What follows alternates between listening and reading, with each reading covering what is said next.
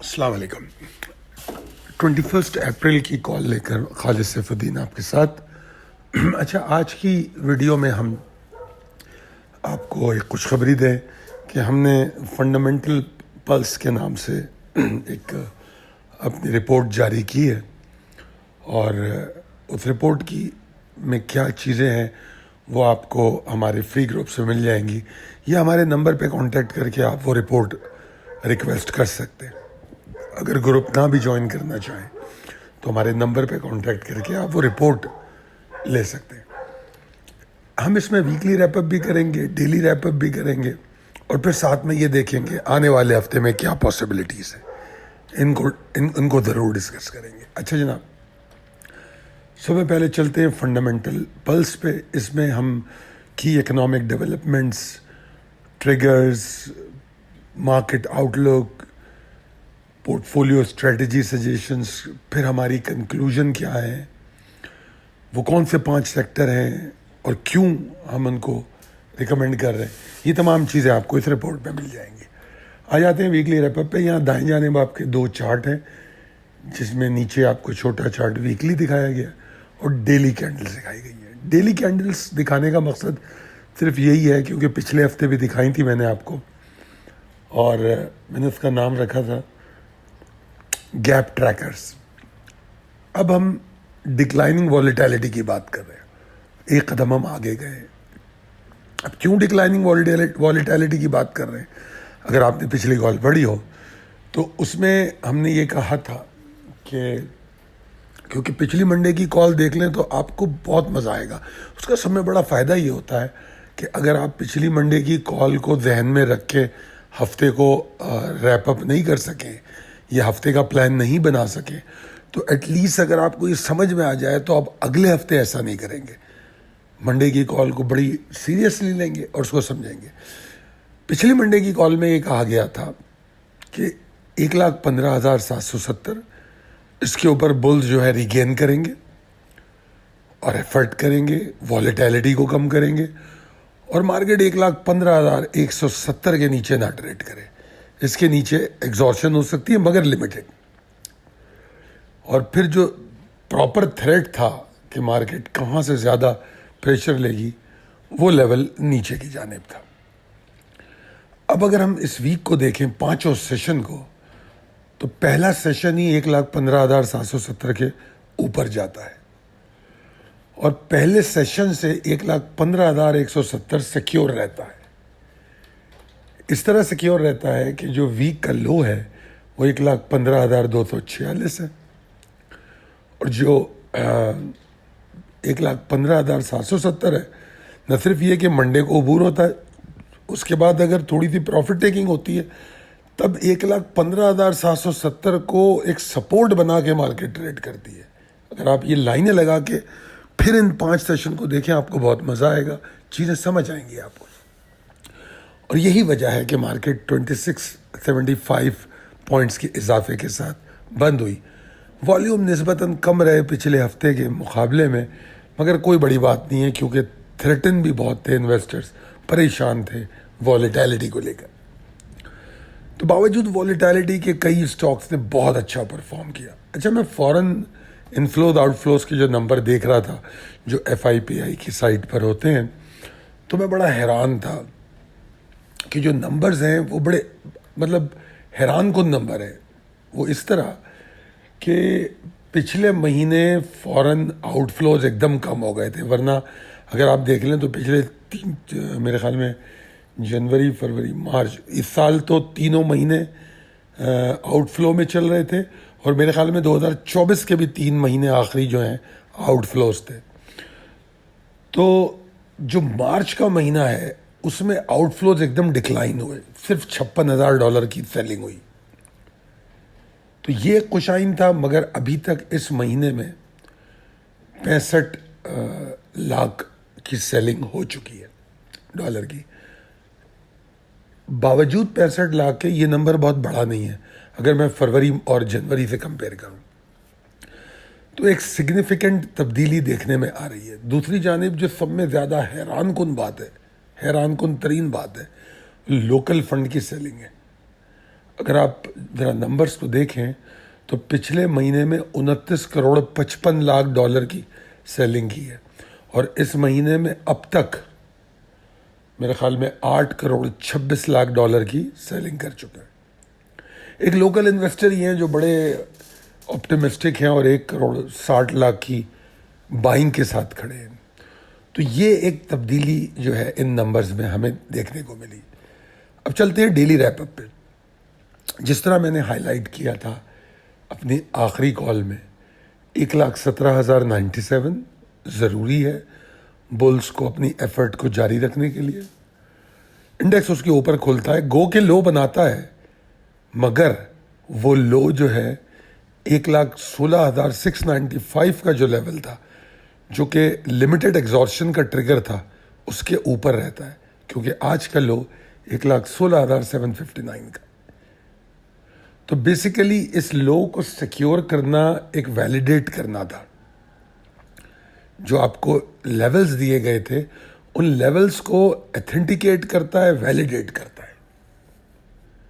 फिर mid day call में मैंने आपको बताया कि पहले हाफ की जो क्लोजिंग है वो बहुत अच्छी आ रही है, और इससे दूसरे हाफ की भी उम्मीदें कुछ बेहतर ही नज़र आ रही है। और फिर हमने देखा भी कि दूसरा हाफ बड़ा अच्छा रहा, और उन्होंने न सिर्फ ये कि 1,17,335 के ऊपर सरवाइव किया, एक अच्छा हाई भी बना दिया, और उसके बाद थोड़ी सी प्रॉफिट टेकिंग हुई, जो कि कोई बड़ी बात नहीं है, इसलिए कि इंट्राडे प्रॉफिट टेकिंग एंड में थोड़ी सी होती है। मैं तो इससे ज़्यादा एक्सपेक्ट कर रहा था, मेरे हिसाब से तो कम हुई, तो इट्स नॉट बैड। और जब वीकली 2600 पॉइंट का गेन है, तो अगर थोड़ी प्रॉफिट टेकिंग इंट्राडे हो गई तो कोई मसला नहीं है। जो स्टॉक दिए गए थे उसमें मैपल लीफ, BCL, BNL, सासगार, शराट सीमेंट बेहतरीन परफॉर्म किया कल की जो स्क्रिप्ट कॉल थी, और इन्होंने अपने टारगेट भी अचीव किया। अब चलते हैं जनाब possibilities and strategies as per technical chart, यानी कि तकनीकी चार्ट के मुताबिक इम्कानात और हिकमत अमली। यहाँ पर मैं आपको ये बताऊं कि जो वीकली क्लोज है वो बहुत खुशाइंद है, और जो डिक्लाइनिंग वॉलीटैलिटी जो मैंने रिफ्लेक्ट करने की कोशिश की है चार्ट की मदद से वीकली रैपअप में, वो भी एक उम्मीद है अच्छे हफ्ते की आने वाले। फिर आज के सेशन में गैप अप ओपनिंग बुल्स की ताकत पे भी पॉइंट करती है, फिर क्लोजिंग भी अच्छी। तो ओवरऑल वॉलीटैलिटी का कम होने के तासुरात तो नज़र आ रहे हैं चार्ट पे। अब आगे क्या होता है ये हमने देखना है अगले सेशन में, और उसके लिए हमारे पर ट्रिगर हैं। देखिए, हमारे अपने इंडिकेटर मार्केट के तो बहुत पॉजिटिव हैं, बल्कि मैंने जो रिपोर्ट आपको दी है फंडामेंटल पल्स, उसको पढ़ें, देखें, उसमें कौन सी बातें हाईलाइट की गई हैं, कौन से ऐसे नुक्ते। तो हमारे सारे इंडिकेटर बड़े अच्छे हैं, पॉजिटिव हैं, माँ सिवाय इसके जो मैंने रिस्क का जिक्र उसमें किया है।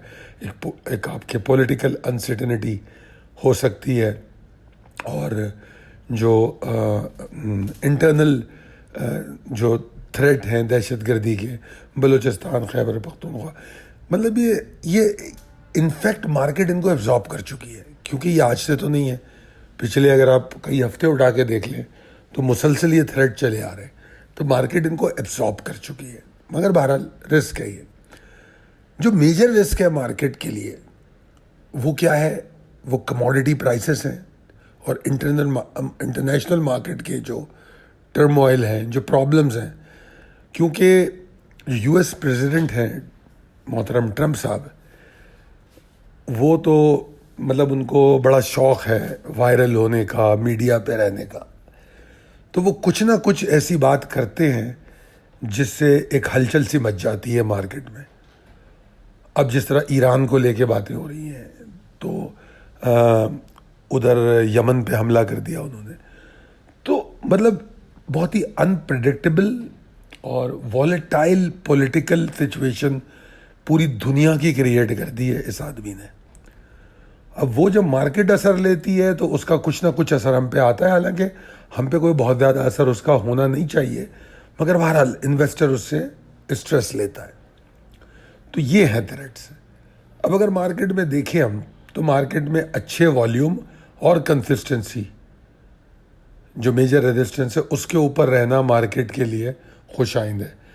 और वो क्या हो सकता है वो मैंने इसमें जिक्र कर दिया। ग्रीन कलर में 1,17,512, तो पहला इमीडिएट टारगेट 1,17,800-900 का एरिया है, और फिर मुझे 1,18,579।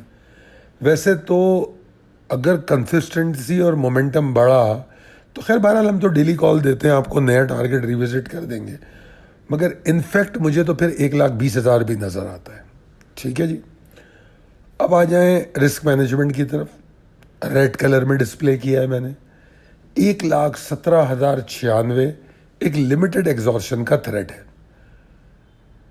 और अगर गैप डाउन ओपनिंग होती है, अगर मार्केट नीचे की तरफ खुलती है, तो फिर मार्केट में जो वॉलेटिलिटी कम हो रही है वो दोबारा से शुरू हो जाएगी। पहले जैसी तो नहीं होगी, मगर फिर वॉलेटिलिटी थ्रेट सामने आ जाएगा।